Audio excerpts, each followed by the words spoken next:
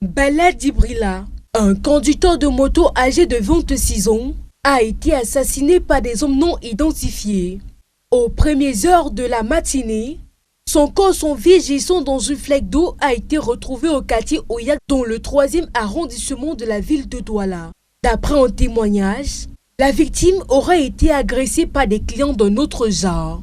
L'incident en question, apparemment, il habite du côté de Bonabéry et il se peut qu'il a porté un client arrivé au rond-point Dakar. Le client lui proposait, les bandits, je ne peux pas dire client, lui proposait d'entrer au niveau d'Oyak. Quand il a essayé de se battre, ne voulant pas lui céder sa moto, on a tiré sur lui, on a envoyé 3 coups de feu.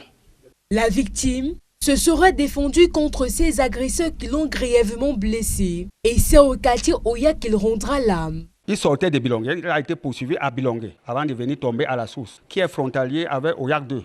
C'est là où il est mort. Ce climat d'insécurité fait délier les langues dans ce quartier considéré comme l'un des plus dangereux de la capitale économique. La sécurité essaie d'être compliquée dans nos quartiers parce que les populations ne veulent pas coopérer. Le problème, c'est parce qu'il y a leurs enfants qui sont des bandits, il y a leurs gens qui sont dedans. En ce qui concerne cette affaire de bouclage-là, les agents de force de l'ordre aussi sont très complices. Parce que quand on fait le bouclage, on envoie les militaires, les policiers, les gendarmes sur le terrain. On fouille les maisons, on trouve une moto que tu n'as pas de facture, 10 000. On te trouve sans carte d'identité, 5 000. On te trouve ceci, tu donnes l'argent, ils partent.